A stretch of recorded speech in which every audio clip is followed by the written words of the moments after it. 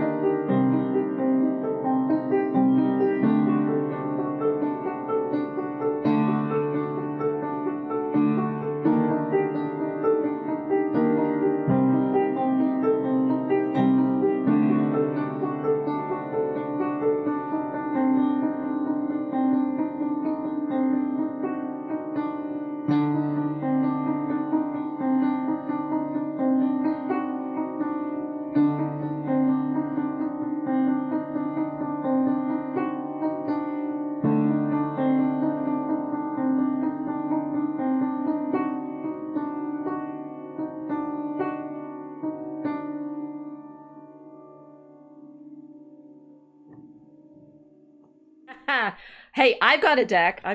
You went to try to find some? I did. They're all sold out. A particular one of the Visconti Sforza? One in particular? Just all of them. They only had one left. All the tarot decks have been sold out. Why do you think that is? I think we've just popularized magic in the last 7 days. So we have our audience on Unauthorized. Hi everyone tonight. It's really good to see you. I particularly appreciate those of you who are carried over from after Vox did his special long live stream tonight. But we also need to welcome our YouTube watchers, because we're getting some really nice engagement on the videos that we post there. So everyone, if you're watching this on the YouTube video, please like and subscribe. That's starting to help us understand who's out there. And if you want to watch the live stream, come over to my Telegram channel or join us on Unauthorized TV. Then you can actually participate in the chat, right? So you think it's working? Do you think the magic is working? We're drawing people in. It's trending now.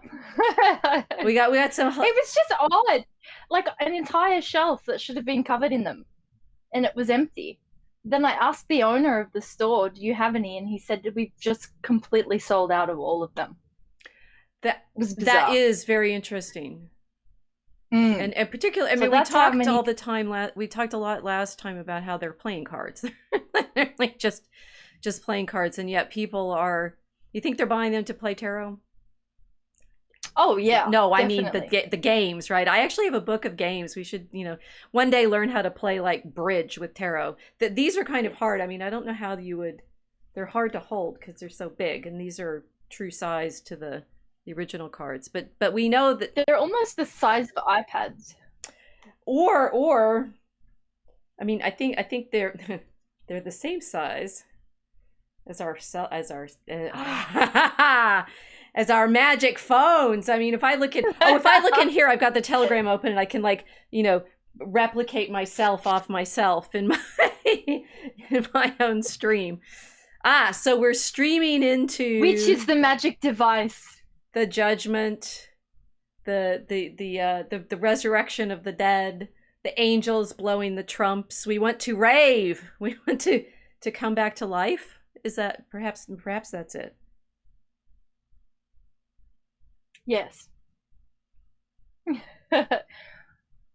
Why were you looking for cards? Because I've been talking about them as mean, they're image. This one's so that one's the images of an image of judgment. This one's hysterical because it's redrawn. It's a modern redrawing. It looks sort of pink and icky, but it's the devil card apparently is missing from any of the historic decks, so they had to redraw it, which is curious. We have a fool that looks very wild man like instead of, I don't know, more magician-y. Oh, here's the magician. Well, there we go. I was digging through this. I was digging through the crystal shop because they had a book section. So I got myself a copy of a book. Yeah. Just cheap paperback version of Mary Shelley. Of Frankenstein? Mm-hmm. Yeah. So then I was browsing around and having a look at what they've got inside.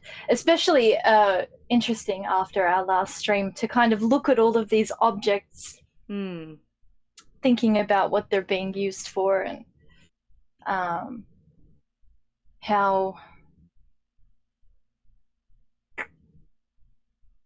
all of these little fetish items are kind of constructed in a way to give them a mysterious quality when really it's all natural materials. I mean, you've got like rocks out of the ground and different plants and everything.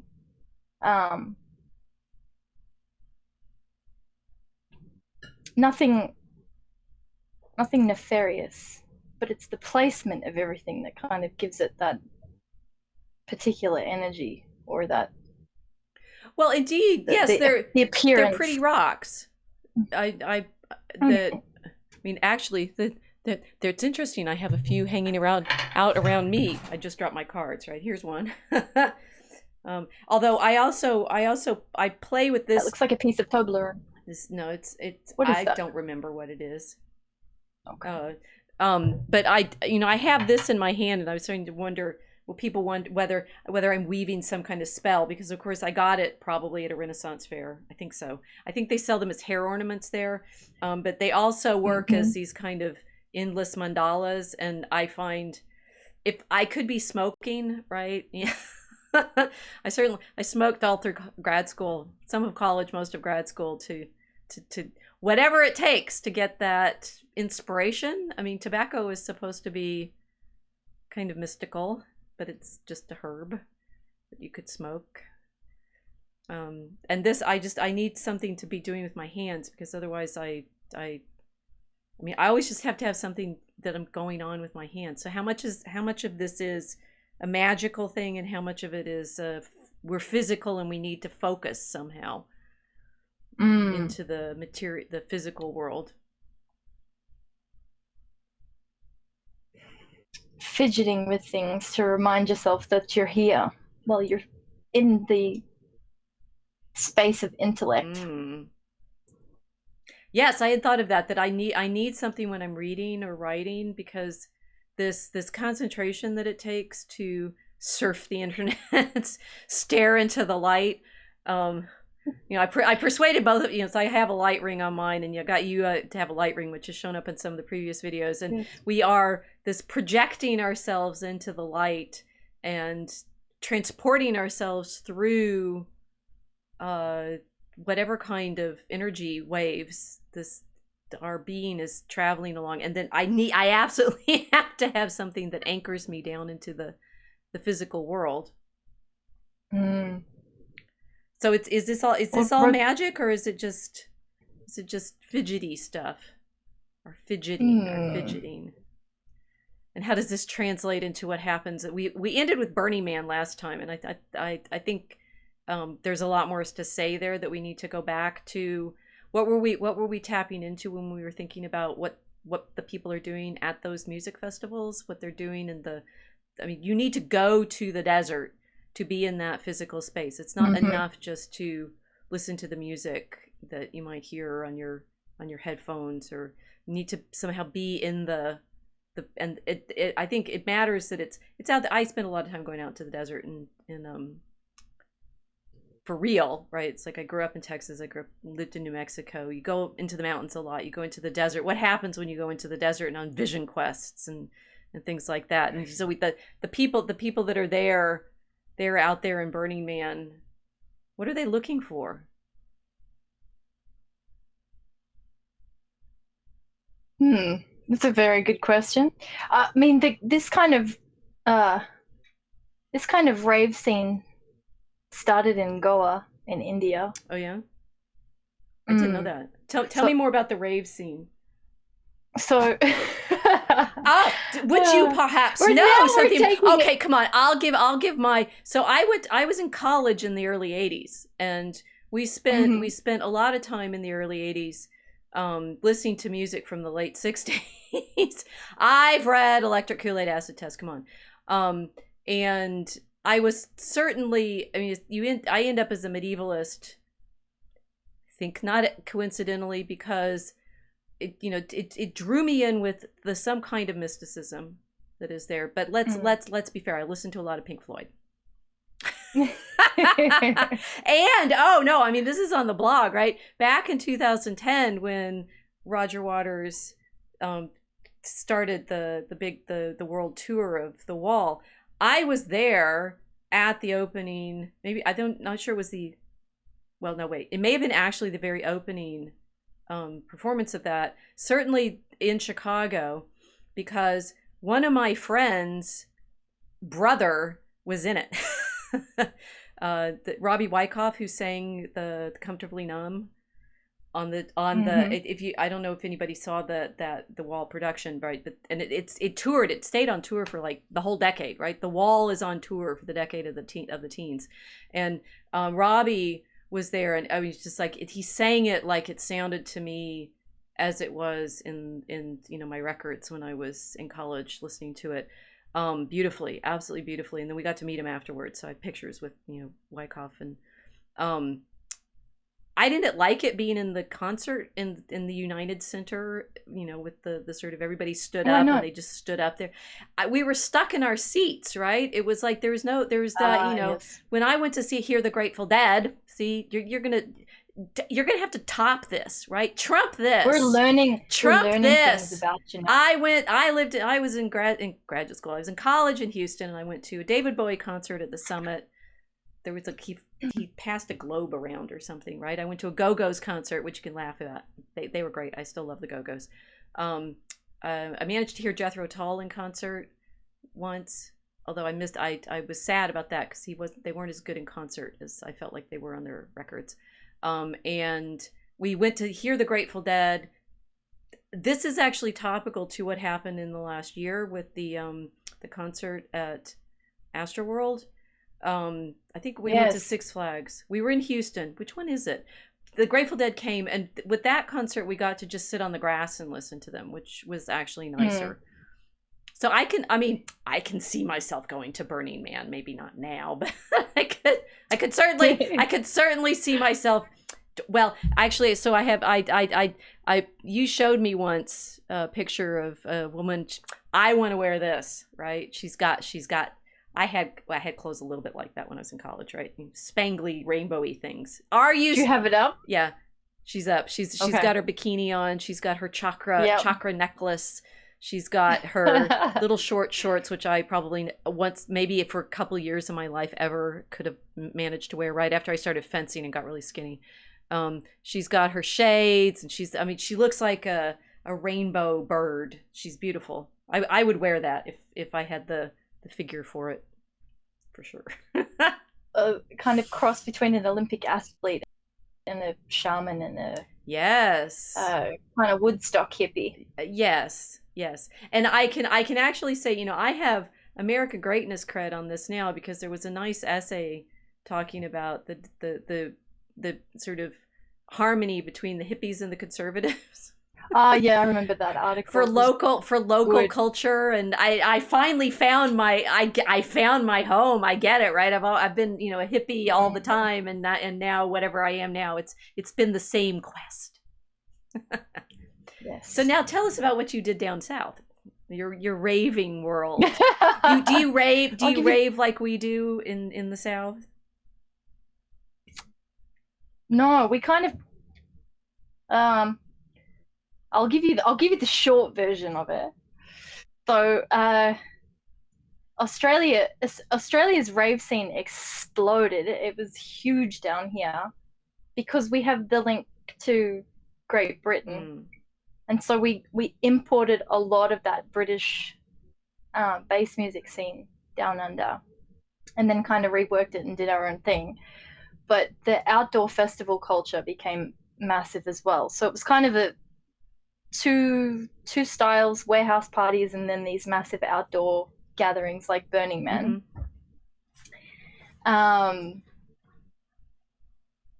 What do people do with these things? I don't know. As you said, Burning Man is actually the apotheosis or epitome of the kind of music I liked to listen to in college. That feeling of being out in this, it's slightly artificial and slightly natural space, right? It's kind of it's shamanistic. Casey and saying in the chat that Burning Man in your picture looks like a Da Vinci's Vitruvian Man. Yeah, I think there's there's definitely an artistic feel to the desire to participate in this. I mean, their costumes. We were probably smoking stuff. Tobacco, I told you that. So they're obviously associated with alternate substances other than my wine here, but wine is a good Dionysian. It's bring your own apothecary really at these events. But the whole thing is set up like massive performance art slash liturgical ritual. Right. So it's multi-sensorial. And it's completely immersive. That's the thing about them that was so captivating, because you're all your senses all at once, and then influencing your sensory perception with whatever chemical means you've decided to do that with. But the idea is to leave reality and come into a kind of make-believe world for a little while. So there's a feeling of having left the norm and come into a space where you're expected to be able to do things, say things that you can't in another context, be more uninhibited and whatever. But the whole idea of it is that people are looking at a kind of rebirth experience. I think that's what it always felt like, because I'm just trying to think, like the festival culture that we kind of developed in Australia, sampling what was going on in Britain, sampling a little bit of what was going on in the States, a lot of people running over to India to visit Goa and, bringing that kind of thing back down here. It was like a cosmopolitan folk religion.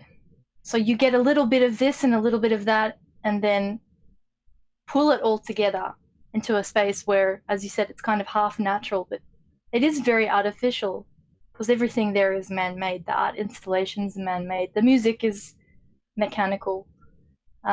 Yes, electric. Well, it's what Marshall McLuhan was reflecting on all of this around the time of Woodstock, right? So that first disastrous mud pit of music festival. And I think I like what you said, cosmopolitan folk. That's he called it international motley. This sort of drawing from all world cultures, which to a certain extent we can recognize has been going on in the whole of modernity. Modernity is a kind of cosmopolitan folk culture that say go to the Crystal Palace back in 1851 in London, and the desire for all of the different cultures was a craftsmanship, right? They brought together all of these artists to demonstrate the industry and also craft work of the people, but from all over the world, and they're all there under one roof. And the Crystal Palace, I'm just thinking of this now, otherwise I'd have a picture of it.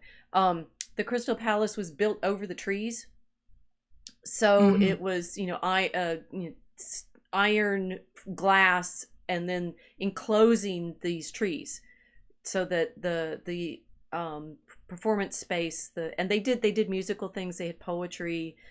Queen Victoria showed up a number of times, and they had various events associated with the craft display. But maybe, I mean, it's like, also what you're describing fits very well with, I'm thinking like the tent revivals that were a feature of like American Southern culture, definitely. And to go, and they still are. I mean, there's the circus tent culture, but there's also the prayer tent culture, to go out and want to be transformed. I mean, you're obviously expecting to go through some kind of spiritual transformation. And I know that from when I was in college, and we're listening to the music and wanting to be part of it. By the time we're hearing David Bowie in the Summit, Convention Center in Houston, that's why I say I didn't like it. I liked the music, and I liked seeing my friend's brother singing Comfortably Numb in the United Center here, but it felt corporate and artificial. There was no magic that was going to happen under those circumstances, where we definitely could feel like there could be magic that would happen in our sort of impromptu music playing and drawing and dancing and other things that we might have done in college, potentially. Maybe I bought some of those tarot cards back in college from the same shop that Marianne Williamson used to shop at. Just saying. I mean, I could run for president too. You've hitting too many things at once. I'm sorry. Well, I'll say, let's focus instead on this kind of desire seems to be in the news at the moment. We have a very interesting story that I think, on the one hand, we have the rave, and on the other hand, the Russians shot up a cosmetics warehouse. What were they doing? They really don't like makeup. They really don't like makeup. But I mean, there's this, like, we have the desire. The Burning Man thing should be terrifying and magical, and we talked about. But what's this other terrifying thing that's happening? We've got like actual rockets blowing up cosmetics factories now, which both of us, both of us saw and said, "Wow, that's interesting." What you blow up a cosmetics factory, and the ostensible thing was saying that the label had been celebrating the blowing up of the Crimean Bridge, but I saw something different. What did you say? Angels. Always the angels. What do the angels teach humanity? Well, maybe they teach us music. Maybe they teach metallurgy and cosmetics. So as far as I was concerned, this was just a sign that we're somehow paying. Now I got my pen in my hand instead of my fidget toy. Somehow we're in this spiritually charged moment, so much so that a cosmetics company, it becomes a player in this actual hot war that's going on. Now, are we going to take all of these things simply as accidental, or are they hints and clues for us? Well, we don't tend to see accidents and things. No accidents. Patterns. No. Patterns. So what do we think's going on here, right? It's like we've got a number of different elements. People, I promise I made notes for this discussion so we would stay on track this time. But we've had Burning Man. We're trying to figure out why all the costumes, why all the drugs, which is obviously part of this culture, the mind-altering substances, the costumes, including the sort of desire to be in the light, which we've talked about a lot before. And then on the opposite side, this cosmetics factory being blown up for its participation in effectively a propaganda campaign, saying, we celebrate that this bridge was blown up. But the dynamics are very powerful right now, all coming together. And if things start to get blown up, like what gets blown up? The blowing up is clearly some kind of transcendent experience, because people do get very excited when fireworks go off. Very much. Well, that's why they're going to the Burning Man, isn't it? They want to see something blow up. Yes. I mean, they set that effigy on fire, Yeah. and it's in the desert where we do our rocket tests out there. Obviously, I mean, there's a very military feel. They do it. It's in Nevada, right? Chat, maybe you know. Father Bear's asking, how high are you? All right, Father Bear, are you asking me? I've had wine. Now, if I'd been at Mass, that might be a fair question. Mugen Bear, no one is allowed to wear a mask. Nobody. I think they're having their own little side chat in the chat. Okay. You need to help me signal when you're actually talking to me rather than each other. So what kind of energy are we experiencing here? What do we think we need to worry about? I have another. I'll go to our next image. Is this very psychedelic mandala, kind of computer generated mandala. I'm thinking about the space. The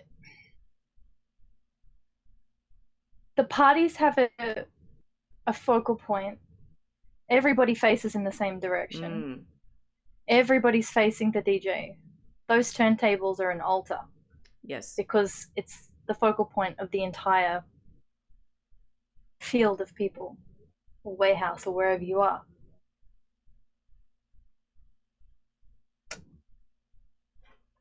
And there's an enormous amount of energy being generated by the people in that space. Yeah.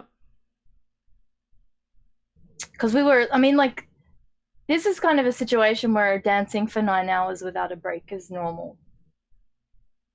And some people would do that for 2 or 3 days straight. Oh, that you're saying that's what you have to do to be able to fit into that costume that she's wearing. The Olympic athleticism of the rave dance. Yeah. I mean, I don't really, it was quite normal. I'm laughing about it. There were horrific things that happened, of course, because people would collapse. Mm-hmm. You would see people collapsing after they'd been in this space. I mean, at what point do normal people move like that for 9 hours at a time? You're training for Olympic peak athletic fitness in order to be able to do this kind of recreational activity. Right. And it's not just the cardiovascular workout. You're frying your neurons at the same time while you're doing this. And then everyone is together in the same room or field doing the exact same thing, and everybody's focused on the exact same thing. It's a very intoxicating crowd energy. Mm-hmm.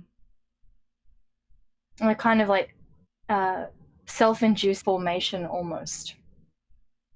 Because if that part of the importance of it as well is getting into a kind of rhythmic flow with the music mm-hmm. and the dancing and everything. If someone grabs a cable and unplugs the speakers and cuts, or someone suddenly flicks the lights on, you're pulled out of whatever frame of mind you just got yourself into. So there is kind of a moving transcendental meditation aspect to the whole thing. It's very ritualistic. I'm wondering, it occurred to me as you're describing this, which generation was doing this? Who are they now? Are people still doing these? I'm going to reveal my age. We all know how old you are. No, I as a fencer, you're going to know my age. I've lost track of my age because I've been fencing for several years. I'm in the late 50s age group right now, and I'm going to turn 60, and I better get back to fencing before I turn 60 and have to level up to the next. So I'm telling everything tonight. You got to age yourself. All right. Well, no, because I was very naughty. So I don't want this to kind of be me celebrating it, but no, as you have heard, the people who were doing these kinds of dance exercises were 10 years ago. 20 years ago. I mean, I'm wondering now. It's like we just went through like a obviously trance-induced psychic trauma. Oh yeah, resetting of some kind of spiritual energies. When all of this kind of thing was, if it was going on, still was completely shut down, right? Or was it, right? Were people still going to concerts? And then that concert that was in Houston last year, I forget who the artist was, but the people were crushed in the crowd, and that event was one of the things that inspired us as in our Dragon the Common Travis Room, Scott concert, right, to start thinking about the Draco Alchemicus and the power of being in this kind of hypnotic space, and therefore we're making it sound appealing, and isn't this cute, and she wears rainbow stuff, but of course there's a because it's such a spiritually powerful practice, it's a terribly dangerous practice as well. Well, yeah, like I'm trying to keep it light, but horrible things happened. Yeah. So basically, I was like, this scene sort of became huge in the 90s. It was kind of calming down around September 11, and then for like a few years after that. So around, it would have been around that time that I was partying. And no, terrible things happen. So this is the kind of thing, though. It's like when you're in these environments and there's so much energetic charge and everybody's there completely focused on the same thing.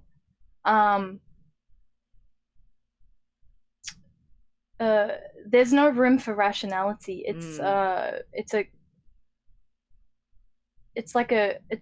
You're retreating into like an autonomic nervous system kind of thing. It's completely limbic system.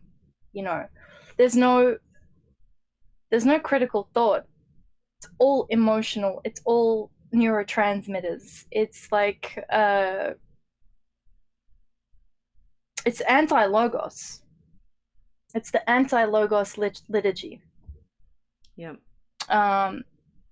And yes, for that reason, things do get very, very horrible very quickly. I mean, I've been at parties where I've seen people collapse and they get dragged off, the same as what happened at the Travis Scott concert. Right. But that was very, very different. There was something going on there when I saw that. At the Travis Scott one? When I saw the footage, when I saw the footage of what was happening there, it seemed to me to be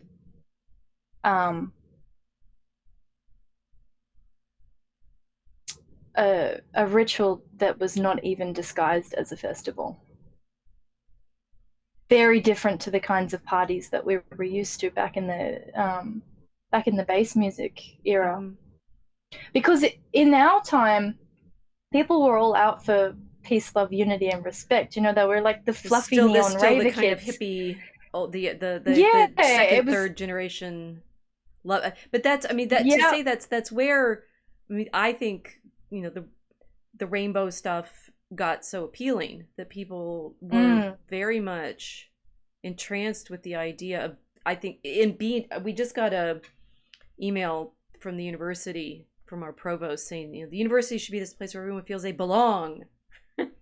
Yes. She's more my age, so and I can well imagine some of the chat is asking about whether it's like mass hypnosis, portal dance, saying that is the rave another substitute religion? Yes. I mean, it is a religion, and what we're actually talking about is the boundaries and the appeal. Why it's like why people get so caught up in this, and why it's so easy for it to go into channels that become quite spiritually and physically dangerous.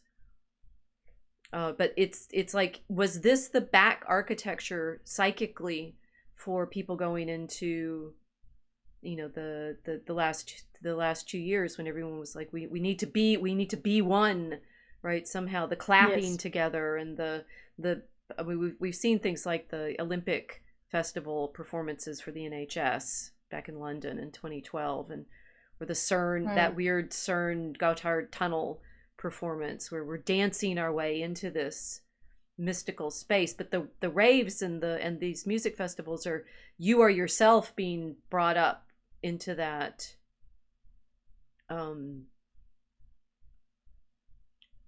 I'll keep saying mystical, but that hypnotic space. And but the thing is, is it mystical or just hypnotic, right? Is it a trap, or is it a portal for something more positive? Well, you're de-identifying yourself in those spaces. This is what I learned after, some time in those parties, was that, you arrive at first, everything's amazing, everyone looks amazing. I mean, it's a lot of fun in the beginning. So when people talk to me about this, I tell them honestly, because, I mean, people are doing it for a reason. It's fun. Where else do you get the opportunity to completely transform your aesthetics? And you can dress however you want, people don't care. So you think of that as a kind of individualization process, because it's like, now I can release who I really am in this space. After a while, like for myself, I started to understand that this was actually de-individualizing. Because you can't break that rhythm in that space. There isn't a rationality. There isn't like there's no contest. Everything's about the high. Everything's about staying up. Everything is about, you know what I mean? Like you see someone doing something and people will completely ignore it because they don't want to leave their bubble of chemically induced euphoria. So after a while, I was looking around thinking, oh, hold on, I'm in a place where there's no hierarchy. There's no one regulating this. There's no authority watching us. We're completely unsupervised. Then I realized, oh, what kind of people thrive in these environments? Then I really started to pay attention about the kind of people that I was spending time with, and or who sets them up, and what kind of energy, what is living off of that energy that you are generating by way of the dance and the attention. And well, we think we're going in there. We thought, right? You think you're going in there to be liberated. After a while, it clicked. I'm a customer.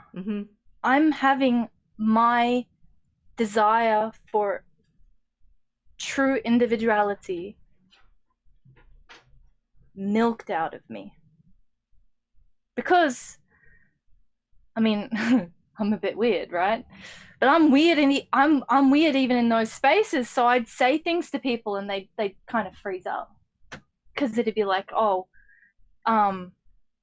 you're messing with my kundalini, or whatever the hell they were, like. Well, you want that I've changed the image now. We've got the this is from you and me talking at some point, and we have the Disney fireworks going on, and the telegram little lightning thing, or it's this mind palace that we're living in, with the backdrop of the Detroit Shrine, which the photo I took when I was there for Mother's confirmation. So you have this, which it's like this overlay of the make-believe ritual, and that it needs to be. I use this photo because it says to me, I mean, I try to, in my media, I've got different backgrounds on my different Telegram devices. So this one's on my phone, right? And I try to have pictures on the background of my devices that remind me of the space that I'm supposed to be going into, because all of these I mean, we're talking about the rave, but the digital world, the imaginative make believe Disney World, all of these media want to draw us into this mind palace fantasy version of connection. Yeah. Well, it's why corporations abuse youth, because they're pirating. They always pirate youth culture. Right. I forget, it was like 25 years. I don't know how long ago. It was a while ago.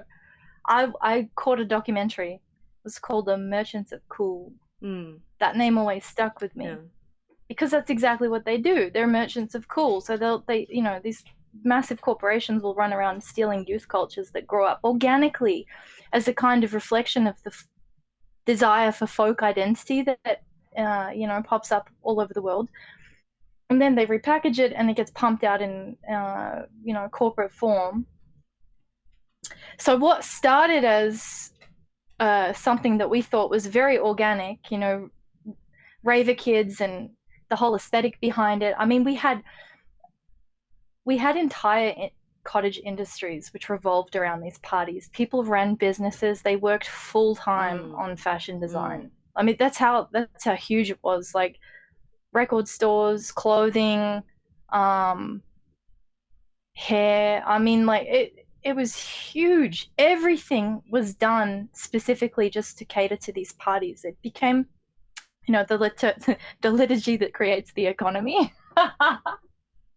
Well, I mean, there's a very potentially joyous element here, is that it drew art out of all of you. Oh yeah, and I think that's what we were hungry for. And the sort of the feeling of the folk culture. I mean, back in college, I learned how to make the bead earrings that the native women or artists were making. It's like they're really easy to make. You get all the seed beads, which are actually European, those glass beads, right? But making our costumes, making our decorations, the hippie culture, but the do-it-yourself paint work on everything, obviously. So you're drawn to make art. The ritual is drawing you out for art, and then the predators come in. We need a Scar and hyenas picture now. It's been a hyena kind of week, isn't it? But that's it. I mean, it's this desire for beauty, truth, beauty, goodness. That was our version of peace, love, unity, and respect. We were little plur kids running around in fluffy neon clothing, and you don't think about the things that, like the machinery that goes on behind this, because obviously once drugs are involved, you've got drug trade. But you don't think about it at the time. You just think, oh yeah, we'll have fun. But this space, where everyone's supposed to be highly individuated, it's not. After a while, you realize, okay, so everyone's been pulled together. It's a kind of chemically induced calm, then there's a chemically induced euphoria, whatever. But it's a kind of synthetic tribalism. Yeah. And well, I'm thinking certainly people who've gone to parties like this will have a feeling of tribal identity with the people that they've gone to those. I mean, I had I had family members who followed the Grateful Dead around. Right? The bands create senses of community and sense of belonging, and I'd say yes, out of that. I mean, I started tonight talking about my friend's brother who got to sing with Roger Waters, right? And that I think that the corporate stuff is definitely playing off of that, because then they'll sell you all of the branded gear, the clothes, the music, anything that gets branded that is a longing for a tribal identity, which has been, as these things get corrupted and commercialized, are back to our vending machine people. But there's a not a purity, that makes it sound wrong, but there's a deep desire for this sort of I mean, obviously it's ancient tribal religion with drums and music and dancing and fire and some that gets us somewhere as human beings. This sounds banal, but it's true. And if you've been at one of these, Yes. if you've been at some kind of party like this, you cannot not feel it. And it doesn't take that many drugs or I mean, people get drunk or they get high or something like that. But it's as much the being with the group and the music and the movement as it is any other help that you're getting. Yeah, I mean, I've done parties sober because I'm, like a solar powered person. But if you're into something enough, like if I've gone somewhere where I've loved the music enough, it's enough. I can dance for 10 hours straight without any chemical assistance, based on that ethereal energy that comes out of the crowd. So, it's real. It's a very powerful kind of magic. And like what you were saying before regarding COVID, I think this is why I've managed to deal with it the way I have. Because I've already been in environments where people have been how shall I phrase this? Swept up.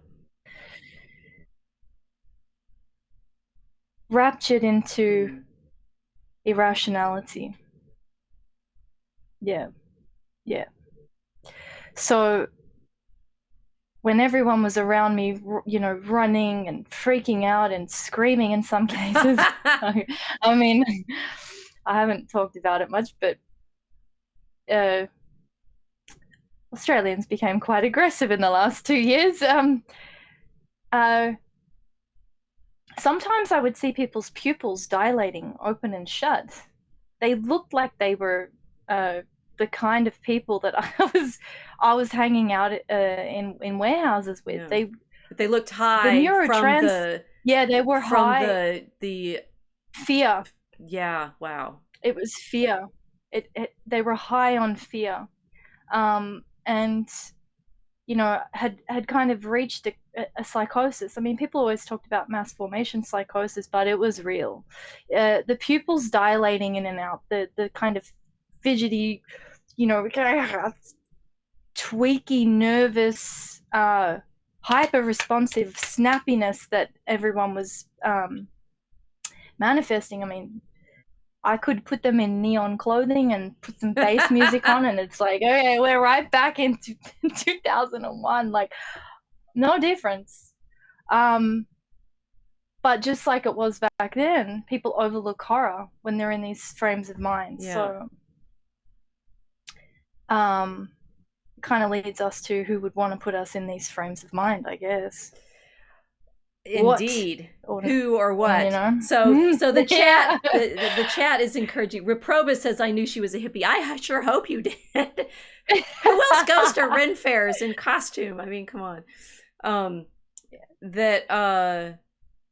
This gives Matthias Desmet, in his descriptions of that mass formation psychosis, has never given a mechanism, right? He does talk about the mechanisms of, like, free floating anxiety and stuff like that, but this it's like the religious ritual element of, in the UK, like clapping together on the particular day, the particular time of day for everything. I've always thought that the mask wearing, the costuming, and it's probably, oxygen deprivation and stuff like that, so you get kind of high off of it. But the sort of, what you're describing right now is the first time I've had a real sense of the physical, spiritual psychosis that people have been in is a kind of, it's a rave-like fear induction. I buy that. Have said it's, ancient people would have just said they're possessed straight up. Christians would say it's a spiritual possession. And I think it was. I think it was a spiritual possession, and I think it's the Seinfeld had a little joke about this, or at least there's a meme. I'm assuming that in that episode where Jerry is saying to Kramer, "What's going on in there?" Oh, you've got that one on. Oh, I love that. I love this. I have to do this to her because she can't see the slides when I'm changing them. Sorry, I OBS can't see anything, OBS but is not like Zoom. You know, share screen is not a thing. Yeah, it's so, you know, Kramer comes out and says it's the living light of the Godhead, Jerry. But I think in what is going on in that episode for, you know, for real, right? Some kind of party or something like that. It's like, are they raving behind the door? I'm going to assume that is because I don't remember what's in the episode. And you know, that you and I have been talking about how there's got to be something else behind the energy that the rave is tapping into. What is it, right? What are we actually seeking in this rave? Please let's Can I get African? Oh, okay. Go there. It's shamanism. Oh yeah, straight up. It's shamanism. Yeah. It's an organized system of shamanism. So, yeah. What are people seeking? Well, I mean, our next slide is that real angel that everybody's seeing, right? In the there's a video of it. It moves, and I think, I mean, this is what Isaiah is supposed to have seen when he has the. Maybe I should read this. What you think about what that means, and I'll find Isaiah. I've got my Bible here. The shamanism, you say it's controlled shamanism in some sense. The rave is a setup. I mean, I think the rave, the music, the you know, psychedelics, the dancing, all of this, it clearly has it participates in religious cultures of all. I mean, the cosmopolitan folk culture is the rave. Yeah. Then that we've reinvented it in our electronic and digital media is, I mean, unsurprising in a way. You know, the people are raving on their phones constantly because you're absorbed into this light and the music and the sounds and the flashing images and the so forth. But what is it? You're saying it's shamanism. How will you describe that?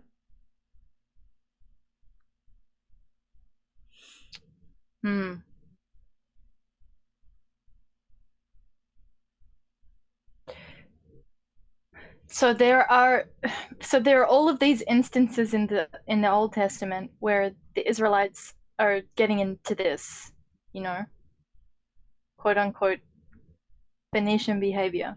But it starts earlier.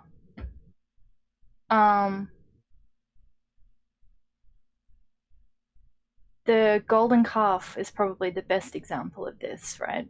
So I think there's a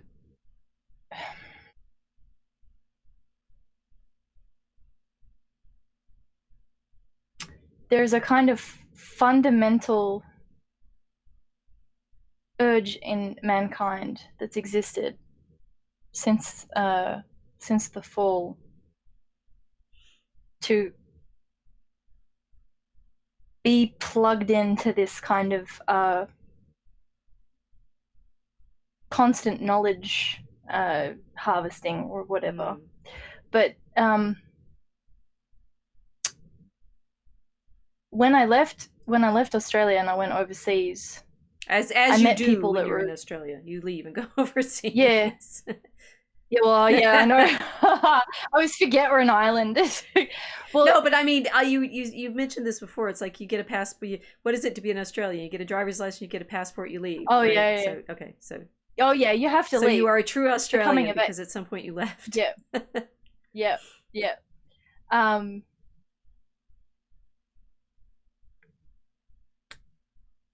don't know, like meeting all of these different cultures and starting to understand that in every single culture, not like globo homoed version of their culture, but their actual folk culture, I would keep meeting them and hearing about stories of folk practices which were shamanistic.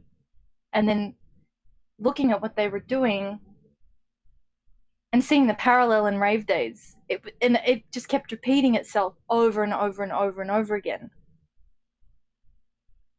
So because they would describe it differently, It wasn't we're going to go partying. It was it was described very honestly as a way of channeling spiritual entities. It sort of became really obvious that that's what we're doing, but this kind of modernity has a problem admitting it out loud. I think it's just this sanitized version where Africans are kind of like really honest about it. Like, it's still quiet, still hush hush, but when they do talk about it, it's not repackaged as a kind of artistic lifestyle festival, you know. they they're still talking about the spiritual as the spiritual. And I suppose, like, it wasn't just, you know, it wasn't just Africans, it was Mediterranean cultures as well. Like the Mediterranean peoples have done the same thing. So I'm trying to, I think. Well, okay, so you're in an ontological bind here, because we have to say these angels are real. Yeah. And I mean, what's interesting about the video that this image is taken from is it's claiming that, you know, this animation is, and there's some music behind it and such, which I find interesting. This is what real biblical angels look like.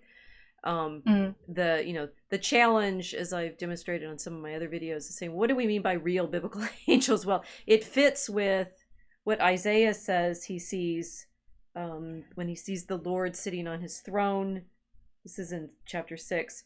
Upon it, and his train filled the temple. Upon it stood the seraphim.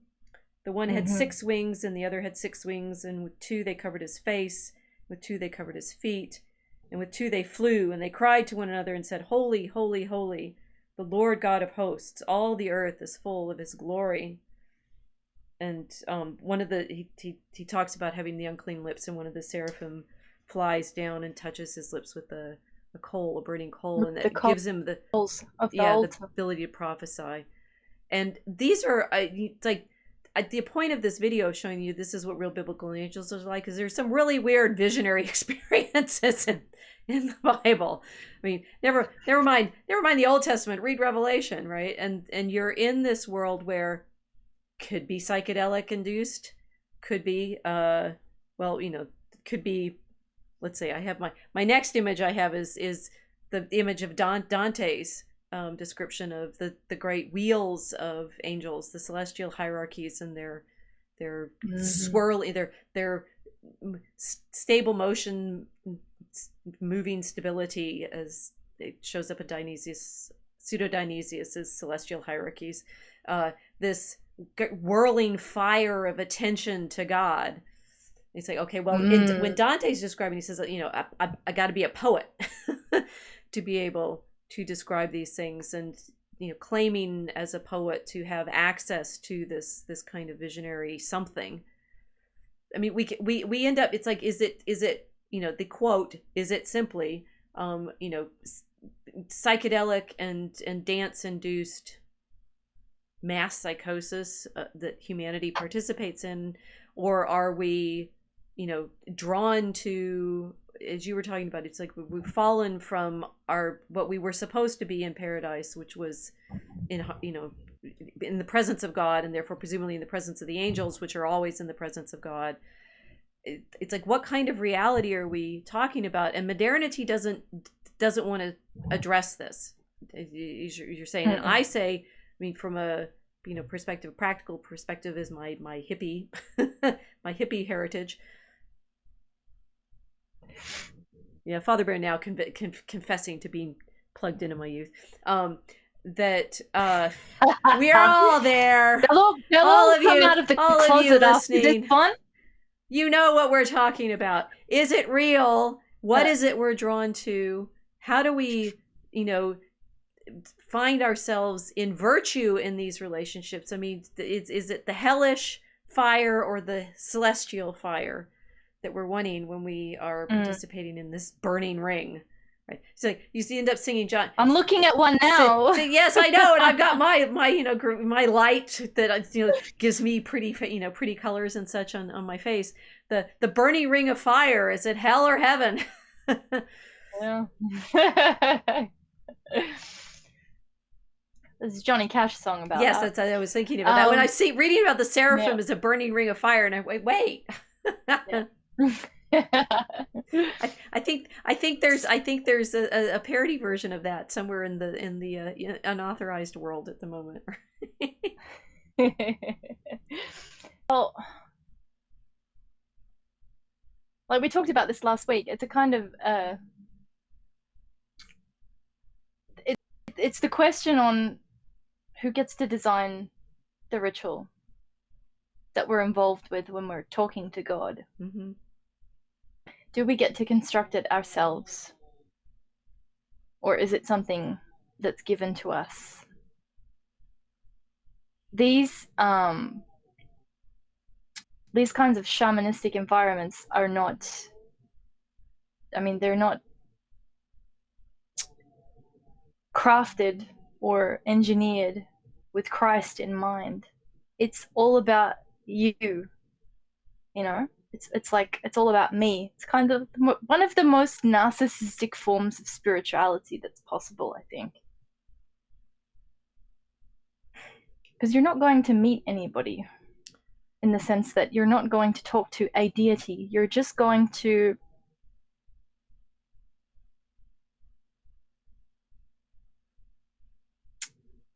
get completely lost in the psychedelic tessellations of your own thought processes. And then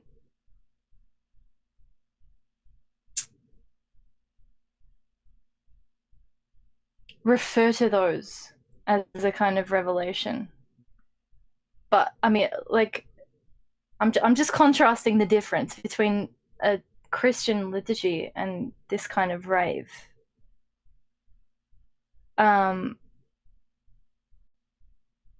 However,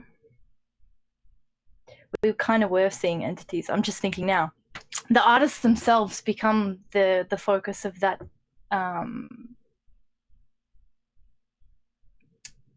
worship-like attention. Yes. Because we would go to a particular party just because a particular artist was playing. That's where the cult following comes in. Well, it's obviously also what makes it so hard to be one of those pop culture figures. Because you've got all of that attention focused on you. That, humanity should focus on God and not on other human beings. And the degree to which, I mean, for example, with Britney Spears, that the trauma of having whatever has been going on with her family and her management and such like that, the sort of attention that is given to those performers. I mean, man, that's addictive. That's horribly addictive, but it's also too much, I think. I mean, it's you're as you were talking about saying it's not focused on Christ. They overdose. So, I mean, the Burning Man is focused on that statue, which is a Burning Man, but it is, I mean, self transcendence, self realization. All of that is typically the way people talk about what they're searching for. I guess our obverse past 2 years of lack of self has been very interesting. But that I mean, I had the thought that we were also now showing the Holy of Holies in the temple, that my dog is moving stuff, and now my room is haunted. He wants attention. My room is haunted. No, I think he was just pushing against the chair. Okay. Whatever happened, what goes on in that temple, in the actual Holy of Holies, that the priest recognizes. I mean, within the Old Testament temple practice, either the tabernacle or the temple, to go into that Holy of Holies is considered horribly dangerous. I mean, you have the sense that the priest has to be arrayed like an angel, in effect, to be able to do it. You have to be able to put on the linen, put on the gemstone and the gemstones and the breastplate. The holy name has to be marked on his forehead. And I think also is that there a string in case he dies. So you can, they had a rope. Pull him back out. They had something tied. If he's been overwhelmed by the holy in the midst of this. This is, I think, what we've been... And all the incense smoke. That I was getting there. It's like this whatever is Isaiah is seen in the temple, whatever Ezekiel is seen in the temple, it's accompanied by an awful lot of incense. Burning, man. Right? They're burning psychotropic substances for sure. A friend of mine sent me an article a while ago that was talking about all the resins and there's I think I've got my slides in the right order. Magic trees, right? And there's a whole chapter in one of the books of the Bible that is in the Vulgate, Septuagint and Vulgate tradition, and not curiously in the Protestant tradition, where we have, it's Ecclesiasticus, right? With chapter 24, which is used always to talk about wisdom and therefore Our Lady. It's a list of aromatic trees, right? So I was the cypress, I was the plane tree, I was the terebinth, I was the cinnamon. I was like, these are all, you set these things on fire, never mind, incense makes you smell nice. They're getting high. Yes. And for sure this seems to be, that's why there's elaborate recipes for the incense that's burned in the ancient temple. I'm not sure it's up it could be up there with the Pythia and her fumes that she gets at Delphi, that you're intoxicated with the smoke. But with the understanding that this kind of spiritual engagement is so dangerous that you have in the wandering in the desert period, when you have the tribes, you have an entire tribe set apart, protected round by these performances and rituals and services and such, so that they can go into the Holy of Holies and not die. And some of them, with the recognition that they might actually. I think that what's interesting about the main thing that modernity has lost is the terror of the sacred. Yes. Except for in Indiana Jones, when they open the ark and they all die because they look at it, right? Their faces are melting. Their faces are melting and such. It's like, that was actually, he's like, still, Spielberg and Lucas aside, still one of my favorite movies, because it actually got the terror of the radio for speaking to God correct. It's like you're in this media moment where you are going to come into relationship, into face-to-face attention of God, and you're going to take that pretty seriously, because it's dangerous. Yes. Well, it's kind of judgment. Drugs are a kind of judgment in that sense.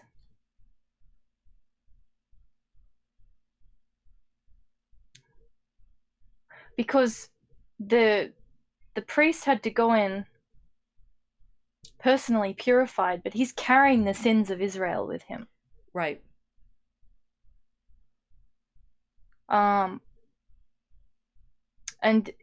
any kind of attempt to set up alternative priesthood and make the garments of the priests and to do this resulted in death as well. So it was like, there is a kind of judgment aspect to it, but that was kind of happening in the rave scene as well. You take something, you don't know what you're going to do, really. There is no way of telling the outcome of the evening, and you don't exactly know what you're taking as well. It is like everything is just this massive game of roulette. The higher, it kind of is. It's like you're hoping for the best, and after a while you see people that are collapsing under the weight of the psychedelic shamanism, because they do collapse, psychotic breaks, and people just pass out, they're unconscious, they go into comas, all kinds of stuff. But you're thinking, oh well, it wasn't me, it missed me. Hopefully it won't. Yeah, it missed. It missed. It missed. Missed me. Yeah, it's a bizarre thing. It's like and that's part of the thrill too. Mm. So you're not only high on an apothecary chemical, you're high on your own supply because you're cheating consequences. It's just bizarre. The whole setup. It's very, very strange. And there's nothing in there that was shown in the pattern of the Hebrew temple where the experience is being entered into as a way of reconciling a people to God, and there's a kind of somber respect and a deep understanding of what's happening, where if it doesn't happen, the people have no reconciliation with God. So there's this, it's not recreational. I think that's where I'm coming from. Or this culture has this sense of, oh well, we'll just take whatever we want. You know, it's like Joe Rogan, the Joe Rogan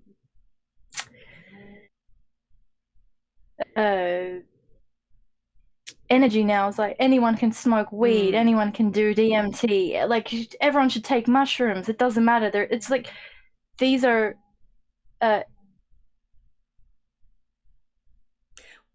you're encouraging people to go through a psychedelic process, which is a kind of judgment, without warning them about the consequences of going through that process, which is very, very dangerous. Because people are playing with things which they shouldn't be playing with. It kind of trivializes, it completely trivializes the experience. And I think that's what modernity's done. Like, I mean, it sort of becomes a video game instead of what happened in the Old Testament, where you see seraphim and they think, oh my God, I'm talking to angels. Well, and they're terrified. The joke about the angel comes and says, be not afraid. It's like, ah! Are you kidding me? Of course I'm terrified. Yeah. That, I mean, I think, so I've just been showing the priests, you know, before the ark, and they're bowing and in reverence, right? But I think there's another layer that one of the things that, I mean, we're worried about what right worship is, and saying that the raves and their, the processes and such, that you can get yourself to this level of faux mysticism. I mean, I've said this, right? It's like I have enough experience from college of understanding what the difference is between an artificial transcendence and what comes with actual prayer and liturgy. And the kind of, I think there's a diabolical desire for the shortcut always, right? It's like you want to have, you think you're in control. I mean, you're describing these raves. It's like, I'm going to go do this, and I'm doing it on purpose. And there's no like reverence and awe to your fragility as a creature, and your dependence upon God. There's a microcosm, macrocosm element in the understanding in the temple, that it's not just here we are as human beings in the right relationship to our Creator, but also that the temple itself is meant to be an image of the creation. So there's the I'm showing right now the heavenly spheres in their Copernican formulation, right? Copernicus put the sun at the center because he thought it was more noble. So you're going to say the focus, right? You're going to have the focus on the sun rather than the earth itself, which is fallen and at the center, and therefore Satan at the center in Dante's formulation. That, proper worship, proper religion brings us in the right relationship with the whole of creation. And improper worship is that which, either puts ourselves at the center, this idolatry, either celebrities or our own creations, and it's so interesting that it's basically the same thing, right? The rave and the temple worship, we've said there, there is chemical induction in the incense and things like that. There's fasting and preparation. But it's more at the attitude of reverence and awe and danger in attempting a spiritual engagement. The problem with the angels and the demons is like the demons obviously enjoy the idea that the human beings are not attending to God as we should. The angels support us in our attention to God, but they're literally the same kind of being, right? They're as people like saying Lucifer is a fallen seraphim, maybe, whatever. We don't actually know, but that fire is either the fire that's burning you and purifying your lips so that you can speak well of God, or the same fire that's burning you in punishment, but it's still angelic fire. Yeah,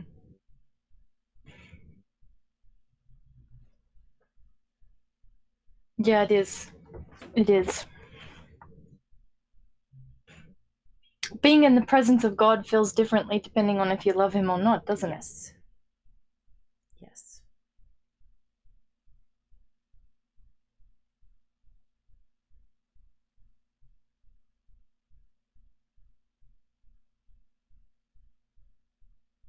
Now we're both speechless. Being in the presence of God is different depending on whether you are directed towards loving God or in anger at God and fury at God. And that, what I found always interesting. The demons are spiteful. They want to destroy. They want to break creation. They hate art. They hate other people's art. They hate they hate anything good that anybody makes in praise of God or in honor of God. You experience it a lot in the internet world. That spitefulness of anybody else's creativity. And I'd say, to be fair, that's the biggest challenge that human beings seem to have, is to being able to celebrate each other's talents and direct them towards worship of God, as opposed to feeling like, oh, well, now you're going to be at the center and I'm going to hate you because you're at the center of attention. And now, oh no, you've done this excellent thing, so now I have to hate you and because you might be. It's like we're this hunger to be at the center of attention, when the center of attention should be God. And anytime we're putting ourselves, this is the Copernican revolution. Is very interesting to have this particular conversation against, right? Do we put ourselves at the center? Well, insofar as we put ourselves at the center, we're usurping God, which is, of course, what modernity did, right? Say man should be at the center, our creativity and power. We should, as scientists, be able to control all of this. It starts to understand why it feels diabolical when it's literally the same processes. It's whether it's properly directed love or improperly directed love, it's still the same energy. You're not getting outside of this claiming that, oh, if we misdescribed the world, we've described the world accurately, but the energies that we're participating in, you feel the effect of whether or not your energy is properly directed or not. I tried to explain this in this other interview I did last Friday with Tom Jump and his atheist chat, and I think the proof of the existence of God, I suppose, is in the saints' blessedness. Because you can see what it looks like when a soul is properly turned towards God, as opposed to what happens to us when we're not. We're in the trauma of what you see what happens at those raves. Yeah, when you see the effect of anti-liturgy, right? What that eventually does at the Travis Scott concert, people don't die in church. They're well, they might, yes. but the thing is, I think we saw. Now I'm showing Hildegard's Angels. We saw what happened, and this is why the fear of the sex, drugs, and rock and roll. Right? It's like it's misdirected liturgy, it's misdirected power of that worship and energy that should be turned in burning love towards God, as the seraphim are.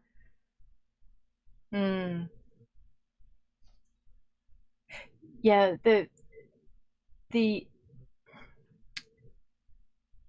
the beginning, or the beginning of it always seems lovely. It's a cliche, but it is true. But the issue is more on what the entity wants to do to you as well. Because in these kinds of shamanistic cults and these kinds of folk traditions where they're actively and honestly seeking possession, there's a kind of negotiation with the entity that there's going to be something done. What I noticed was that people would kind of pridefully say that they would be able to decide that for themselves, but ultimately you can't, because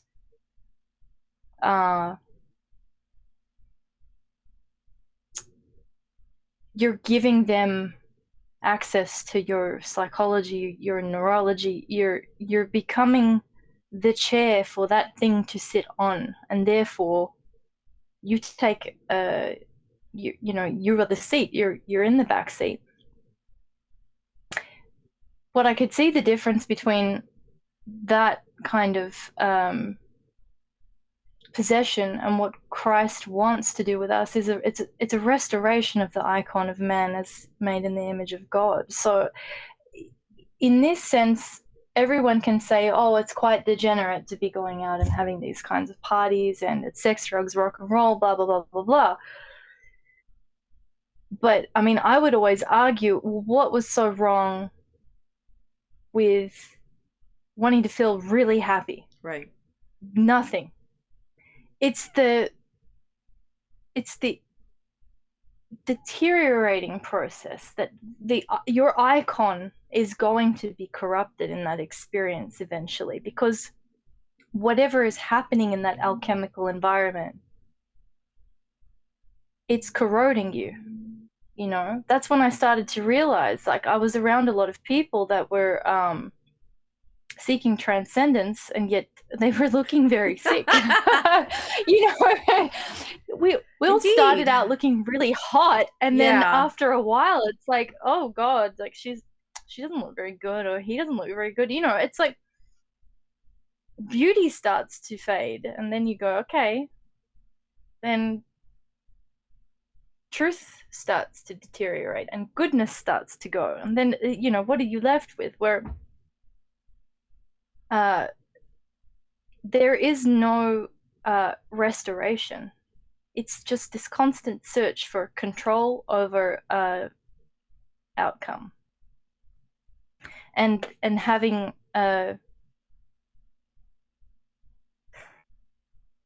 control over access to like a mystical experience or a psychedelic experience without the judgment of God, being that you're expecting him to be the one to decide what happens to you. If we go into a Holy Communion, we're going into a liturgy, we go humble because obviously you should have been in confession first. Sometimes you don't go to confession first because that's what happens. So we go up to the priest and we say quickly, can you do like in the Coptic liturgy, you can go up to the priest if you haven't done a confession before the liturgy, and you can say, oh, can you pray for me? And you can kind of do your confession while the liturgy is happening. The whole thing is a preparation for humiliation, because by the time you're ready to receive the body and blood of the Lord, you're really we're supposed to have already realized at that point God's about to go inside our mouth. There's no way of earning it. There's nothing that you can do to earn that. It's a gift. But then after that happens, what he's going to do inside you when he's come into your flesh is entirely up to him. So there's a 0% chance that you can control that. Any attempt to control Christ is by definition satanic, right? Right. So you can't say, I want this, I want to be like this, I want to do this, I said it to somebody once on Telegram. I said, like, okay, so you have this idea of what it's going to be like to have Holy Communion and whatever, and they were arguing with me about people that fake convert. Okay. We're gonna This seems to terrify be you off of pattern. fake converting right now. Or you know, you will be transformed as the glass in the window that I'm Yeah. showing now. Well, if you like, if you actually believe that Holy Communion, the Eucharist, is the body and blood of the Lord, right? If someone fake converts and they're eating God, okay, so you can't control what he's going to do to you. He may would you real do convert that? you. How dangerous is that, right? Yeah. You're What gonna kind of, pretend that it's you like, don't believe in him, but you're eating him anyway, and it's gonna be transformative. Yeah. Yes. like, it's like the Levites in Israel. Have you got a rope tied around your feet while you're doing this? Because this is why I find it so hilarious when people are like, "Oh, they're fake converted." If you actually believe in the sacrament, what do you think is possible to happen to somebody who's done this? Right. Who is the one who's going to be controlling the outcome of that psychedelic experience? Because it could get very psychedelic. I mean, look what happened to Saint Paul. It's like, oof, one vision and you're cooked forever. In my class this afternoon, we were looking at Saint Francis's vision of Christ as seraph. Right, he gets stigmata out of that. Mm-hmm. So you might actually be marked by this vision. It's not even it's more than a vision. It's this we have this our image of the rave and the psychedelic and dancing and physical. That kind of transformation is happening at Mass. It's mm-hmm. that you won the whatever, what kind of transformation we say when the priest blesses the host, but that the souls who are partaking in that ritual are also being transformed. And that, looking at all of the raves and the drug culture as a longing for that. I mean, I think that's what you and I were talking at the end of when we finished last week and had gone for our 2.5 hours, and say, what did we miss? we're still trying to get to the point of saying why was the magic also appealing, and saying people are longing for this vision. I think that's what's going on in that joke with the Seinfeld. It's like, what is in there? It's the living light of the Godhead. I mean, how can you not be longing for the living light of the Godhead? That's what every single drug trip, psychedelic, that mandala that I was showing back there, I took that off of the video when Jordan Peterson is talking about his experience making his magic music mandala, right? It's like I'm suddenly in a presence. Now we say, okay, so do we believe these presences are real? I'd say now yes, he does seem to believe that something spoke to him, so now we get wary, right? But these the presence is real, and don't mess with the priests in the tabernacle and the temple knew how dangerous that was. You do not do it for fun. I mean, then you're even the orgies or the temple prostitution in antiquity was pretty serious stuff in the sense that you're tapping into something of the divine. And yet we all seem to be, I think it's more than just it's a longing for beauty, but it's also a longing to be transformed by beauty looking at you. This is the longing for the gaze of the face-to-face presence of God. I've been reading about this for the angels class, and I think I spent yesterday just kind of weeping. I was like, why am I such a weepy mood? And I think part of it was I'm reading Pseudo Dionysius on the celestial hierarchies, and they're describing what it's like to be, in the just constant presence of God as an angel. Like, how can you not weep for? Do I get to see that? There's this. So now I'm showing this wonderful pastiche of all of these different glories that someone put together. It's like this. How can you not be crying for the vision that these artists are trying to portray of what it's like to be in the presence of God? And the raves, I'm sort of compassionate on the side of the kids who went to those. They're longing for something, and they're being given a fake. Or something even more dangerous, not just fake or the Disney fake, right? The movie version fake. I mean, so many movies are obviously trying to trigger this kind of transcendence. You sit there with your popcorn and your soda, your drugs, because they're drugs. You sit down, you eat a bunch of carbs, and you are transported by the light shining into your eyes. These are the reach for the lasers. these are drug-induced hallucinogenic experiences. And I've also been thinking is that there's no innocent question of like, what kind of movies do you like? You're basically sharing what's your trip. Oh, I like romances. I like horror. I like, it's like you're telling each other what drugs you take. Yeah. Yeah, which is funny because I don't think a lot of people know exactly how many drugs we are all taking. Constantly. The obvious ones. Thank you all for listening to this one. we hope our melodious voices are angelic and whatever, right? It's like, yes, we're in this desire for attention, this reflection of attention, this what the angels are described as perfect mirrors of God, which is also like wisdom, right? She's the mirror, oh gosh, it's Wisdom 725, and I forget what the exact phrase is, but it's the I'm gonna want to look it up. This reflection that we want to participate in, it's so much the description of our soul, and our soul without God is shriveled up and sad, very sad. Well, I think like people are addicted to red pills. Okay.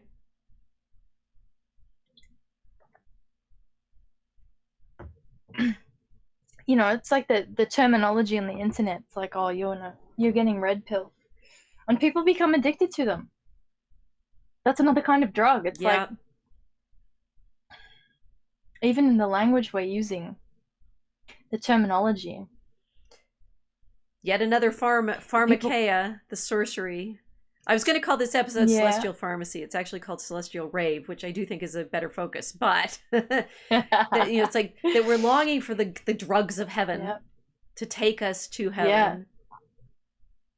Well, that was they're all pharmacists.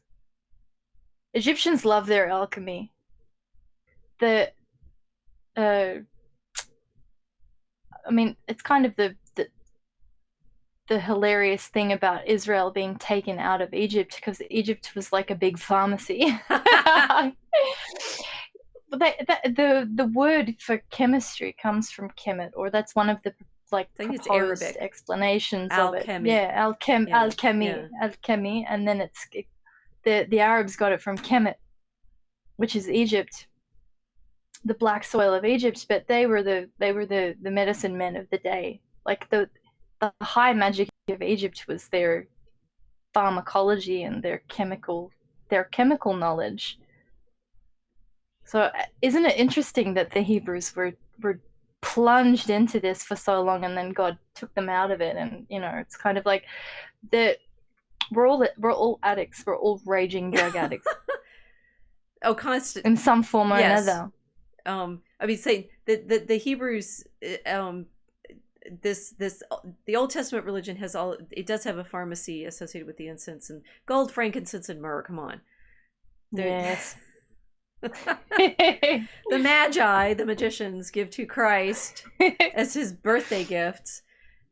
Gold, which is the pure metal transformed, I suppose. Frankincense, which is one of these pharmacologically active resins of a tree, and myrrh is also a tree resin. So these magic trees that wisdom describes herself in terms of are very much a part of this traditional chemistry, folk chemistry, science. You can now see what a weird world that I've been living in the last several years, and trust the science. I'm like, why? You mean the drugs, right? Literally the drugs. You're going to say trust the drugs? I know what drugs do. And we've been seeing now in the reports of how serotonin is a gut production, right? It's like coming out of your gut, and so all that sugar definitely working on your gut, and that serotonin, the SSRIs that people have been eating like candy, have destroyed their sort of their metabolism, their spiritual metabolism, literally by affecting the production of serotonin, so that they get, like with, you know, when I was smoking in college and graduate school, and needing the nicotine to think. You need the SSRIs to feel. It's like, what are we doing doing the you know, one drugs makes you smarter, one drugs makes you smile. I don't know, I can do that one too. I listen to that song a lot. I know that airplane. I've been asked to do a review on a book on Lewis Carroll, to be, you know, watch this space. Apparently as a Christian, so I'll be interested. Isn't that funny that was a children's book? It's one trippy book, and I'm not sure how this author is going to show that Lewis Carroll was in fact worrying about being Christian, but mystical. Yes.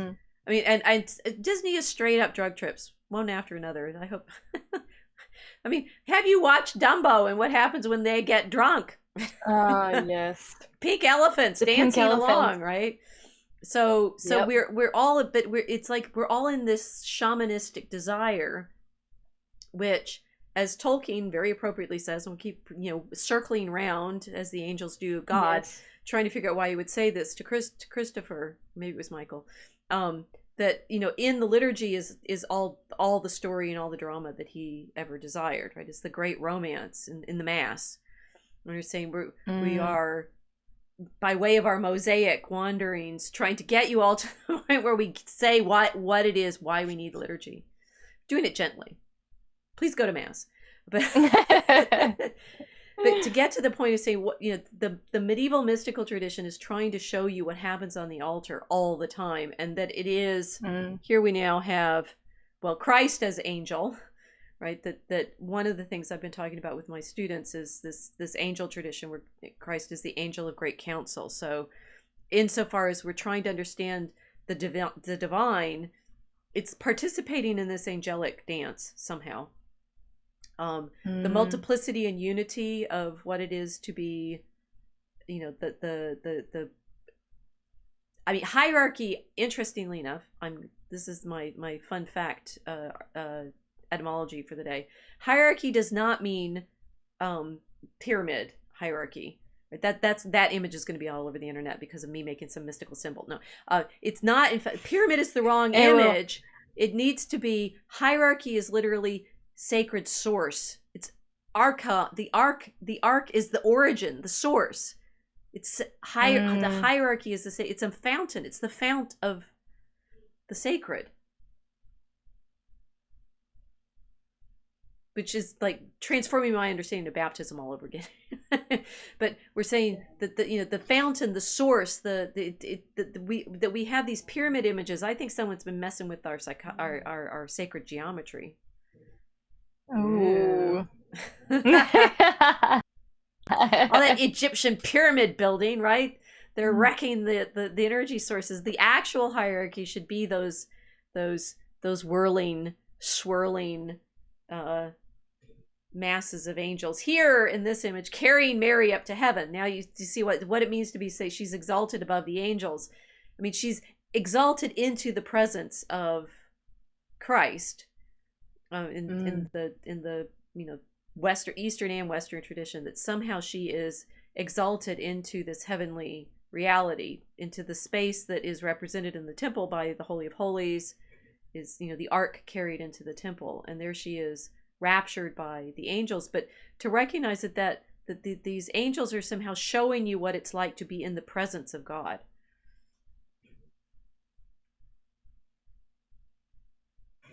We always have to end with, you know, we still have a few more minutes, so don't leave yet. But end with something that says, oh gosh, we just opened another door. Right? What's in there, Jerry? The living light of the Godhead. What's in there? I get them backwards. What's in there, Kramer? The living light of the Godhead. How can you stop talking about it? It's this endless self-revelation, right? And what I've also been thinking about how, you know, we're trying to show this in art. What does art do? Yes. Well, it's trying to give you a glimpse of that revelation over and over and over again. Iconography should not just be this you know, rigid writing that is only showing certain things in certain ways. It's this constant effort to show that which cannot be shown, to make visible the invisible. And so it's this revelatory problem. But that revelation seems to be, I want to go back to the glory, right, of all of those angels. How can we ever take in our human minds the fullness of this divine revelation? It is constantly, should just be mind-blowing, which you'd say is what people are aiming for when they're taking the mushrooms and the LSD and the, what else do they take? You guys, what have you been taking? Is wisdom drugs better? Reprobus, it's better. Reprobus, he's paying Enter Sandman. Okay, I don't know what you guys are talking about now. Mike 1000, yes, that's how I feel about everyone in the living room facing the TV wrapped. Exactly. If you're in a theater and looking at the people looking at the screen, it's kind of horrible, right? You suddenly have the horror of both. They're looking at something that's in fact not real, because it's the illusion of movement projected onto the screen, which is then reflecting off onto them, and they're all covered in the light of that reflection. When what we are wanting to be is covered with the divine light. And so all of these I think that's where McLuhan was getting there when he's thinking about the power of the electric light and how it changes the world so much. Well, it's driving people crazy. It's driving people crazy. Because they're living in all time. Mm-hmm. All time. Past, present, future, all at once. Which is the Australian experience. This is why I think the rave culture exploded here. Because we already lived in dream time. We still do, arguably. Because I've talked about this with you quite a lot. The Australian experience is a complete cut off from the old world. We're isolated as an island, but also there is an amnesia aspect to being an Antipodean person, because we have absolutely no understanding of how this thing we call civilization came to be. We don't have any of the normal markers that would kind of point the way. And the culture doesn't have the liturgy guiding that logos of chronology. And so I think people here have been living in all time since their arrival here. That was kind of the rave scene as well. It was like a complete absorption into flashing lights and sound and this kind of surround sound experience with no marker of time whatsoever. You leave the metronome of history when you're in that experience. It's very similar to being on the internet, really. When we have, you're in the future still, right? That we have yes, this continual time. There's no sense of day, night. It's irrelevant in the internet time. People are asking me if I sleep all the time. No, not really. Maybe, I don't know. I live in 2 days at once. Well, I'm thinking as you're talking and saying, we're back to Mary being exalted.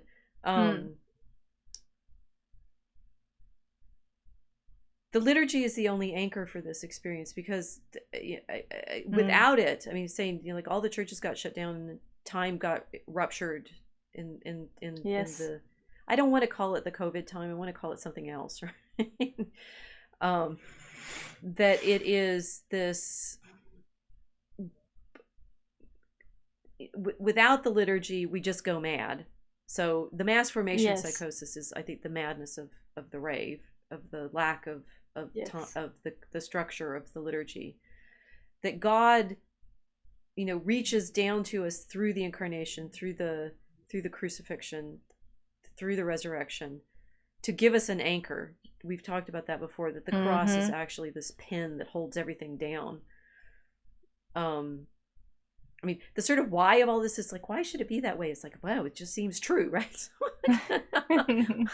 and that's when I changed hats to my comparative religion question. It's like, well, why, you know, if we can say that all of these religious practices are themselves, you know, participating in the same kind of shamanistic desire, which some have sometimes, like Campbell and others have sort of pointed to the fact that, well, Christianity seems to share with these other traditions in the shamanistic experience and understanding. We then end up with the reality that certain kinds of practices do seem to destroy souls, whereas other kinds of practices, specifically the liturgy, seem to elevate souls.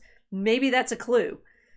It's like, if you want to experience and practice it, maybe there's a clue there, which is, we know what happens when we get involved in the worship that is misfocused. Yes. It wears us out. It sucks our energy. Stops our hearts. Which it's that enormous creativity that gets dumped into nothingness. Because there's nothing at the end. There's no generation. There's no growth. It sort of builds and then crashes and dissipates, and then it has to happen again and again, and after a while, you know, if you put that much human energy into another project like construction or farming or creating music, this kind of stuff, like eventually you're gonna get a city. It's like it's almost yes. Like it is the energy of civilization in that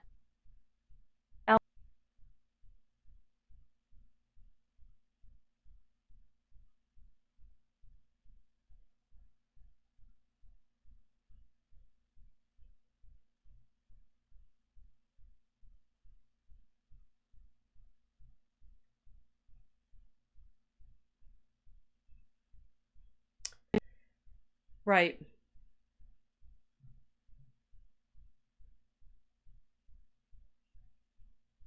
time down on the ground in the pursuit of this kind of ascendance, but with no relationship, with no like iconic restoration, with no growth. It's very, very strange. I had something that happened once when I was traveling. I went to a rave when I was in Italy once. It was good fun, but this was a really strange experience because this is not in my raver days. This was later, and a friend of mine asked me, and she said, "Oh, do you want to come to one of these parties?" I said, "Oh yeah, I used to do this ages ago." But I thought I would like to see how this particular culture has adopted this kind of anti-liturgy after being so Catholic for so long and being so embedded in the church and the rhythm of the ecclesiastical calendar and the metronome of the saints. So I thought I'll go and I'll check it out and see what they're doing. And I went there, and it was kind of shocking nihilism because I love Italians so much. I love the Italian culture so much. And I thought, what are you guys doing? It's like, how are you abandoning your heritage for this trash? At least where I'm from, we come from the bush. We're forest people. We have eucalyptus trees. We do not have architecture. There's, you know, Prometheus hasn't touched Australia quite like he touched Europe. But it was just kind of a shocking thing. And then I was walking down a staircase in one of the areas, and I saw this little icon of the Madonna on the ground. Because even now, all over the Italian peninsula, you'll go into different areas. Mary, Saint Mary, Theotokos, she's everywhere. And it was really cute. Someone had lit candles in front of the icon, even at the rave. Oh wow! I think you showed me a picture. I thought it was quite. Yeah. I did. That was the raving Madonna. The raving Madonna. Yeah. But what I'm thinking, so you're talking about civilization. We're saying that there's culture and things like that, and I'm thinking, so we are in the culture wars and the internet conversation and the mystery there, which is always think is, oh, it should come out of Europe, it should come out of, you know, particular races. It's like, what is it that we're obviously trying to participate in, to be, you know, be in glory with. Now I'm showing Bawit, which you all should know because it shows up in our opening sequence each episode. This is, of course, in the Egyptian desert. And that what you and I have been talking about and trying to describe is this is it's, you know, culture building, cult. It has to come out of the worship, cult. And as Carbon Mike has pointed out, agriculture, farming, right? It actually comes out of the land, but it has to come out of worship directed correctly, which is, I mean, there has to be at this level of spiritual reality. Otherwise, you're still just making machines that you hope give you, you know, ecstasy, that like ecstasy machines. Without the focus on the liturgy, we end up with, in fact, no beautiful art. There's sort of faux beauty that crumbles away and decays. And, you know, always in Christian art, there's this problem of don't worship the art because it is material and transitory and such. But the desire for beauty, the desire for participation in the Godhead, the living light of the Godhead, Jerry, is what enables us to create this transcendently referential beauty. It's not going to happen without it being focused on worship. And I do find that absent in, you know, unfortunately, some of our, as it were, culture war allies discussions about what it is they want with Christianity. It's like, but to get to the, you know, the root of what Christianity is, which is correct worship of our Creator, and an understanding of the reality of the incarnation and the role that plays in our ability to behold the living light of the Godhead in His glory, and everything that means. And it's as a medievalist, I'm like frustrated that y'all not reading enough Hildegard of Bingen, that we don't have in the present culture. I mean, never mind the, you know, I don't know, that we don't have in the present culture a deep appreciation of the complexity of this worship that we should be participating in, and we get these cheap copies. How's that? Well, it's like without that, we're just technologists, and then it's just bombing cosmetics factories, right? And it's bombing. Well, and we say that what are those cosmetics? They're what the Enochian angels, the famous Nephilim, who, you know, come down and have children with the daughters of men and have giants and stuff like that. Those angels bring with them knowledge of metallurgy and you know, eye makeup, apparently antimony, and you know, the sort of cosmetics and weapons end up in two kinds of warfare, as we might say, right? The sexual warfare of women and against men, and the physical violence of men against each other. And you know, they also bring the alphabet and abortion, so, you know, we're going to talk about that a little bit more, where the other media, the media effects have come. But I think it's the cosmetics is always, we talked about this last time because you still sparked that, right? At what point is it the cosmetics that are the problem? Because, you know, to a large extent, now I'm showing Mary raving, right? In this lovely rave statue that I saw in St. Louis. You know, it's not about the beauty or the desire for love. I think it's that cosmetics are again trying to draw human attention away from God, and that's when it becomes dangerous for us. Sort of making these artificial raves as opposed to the focus on the light in which we are made.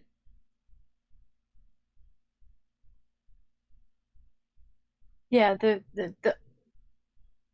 the altar is we're trying to distract from the altar. Maybe. I mean, certainly we worry when women make themselves the focus. Thanks for watching us all tonight. we live in irony. We're always in the irony of, yes, please pay attention to us, because we'd like to share with you this understanding about why you shouldn't pay attention to us, or at least not us as us. Can we be angels for you, mediators of, well, no, because Christ is our one mediator, which is, in fact, I've learned in this angel study, that's what the context for that actually is, saying Christ is the one mediator is more about Christ as the great angel, right? That there's no other angel mediator for us. He is the one that comes from heaven as our great angel. So that solved that particular mystery, whether Mary can intercede for us. That's a different directional problem. But that we are, that we can be somehow, we should be pointing people to that light, and it should always be about that light.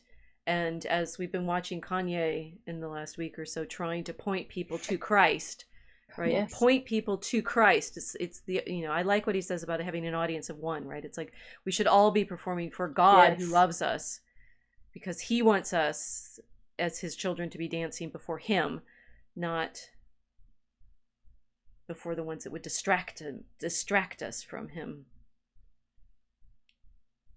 Yeah, Kanye doesn't want to rave the same way anymore. Right. Or be the center of people's attention in the way that he had been. Although, ironically, because of the way we deal with celebrity in our culture, he still is. Yes. The temptations are huge, and the desire for shortcuts is always there. The joy that we're aiming towards is the living light of the Godhead. It is. But you can't shortcut an icon restoration, can you? I like that. It's an artistic process in which we are very happy to have everyone join us. Now we've had this. Okay, so I should acknowledge the chat because they've been with us all evening. Reprobus says some of those rave girls have makeup that'll give you nightmares. Well, now you know why, right? Lodi no more. What are we losing here with the apocryphal texts? We'll have to talk more about the apocryphal texts. The Enochian stories have their own complexity. Mel, Lodi, Wisconsin. I think we've lost where they are in the conversation. Mike 1000. This discussion sheds light on my own history of seeking. We are seeking. We're all longing for that light of the Godhead, and it's interesting how much we yearn for it, and how it's interesting. It's like, why don't we just aim for it always? Why? I mean, it should be easy to be saints. It should be easy to be doing nothing but longing for the holy. And it's so interesting that it's like what fallenness is, that we put so many obstacles in our own way to something that should be straightforward and direct. The simplicity of loving God. It is fascinating. Well, we do have an adversary. True, who is allowed to test us, and it's like I always think, is it just to make it more exciting? I don't know. I mean, is it? I know Vox has talked well about that. You believe in evil. Christianity, we know we have an adversary. We know we have to fight it. We know that adversary is real. Why we have that adversary? I mean, it's the fall, but like that to me is still one of those ponders. Need to ponder, marvel and ponder. That might be another stream. I'm so happy we can always end this by saying to be continued. Yes. I do have to go now, though. To be continued. Thank you for joining us. To be continued. Thank you so much.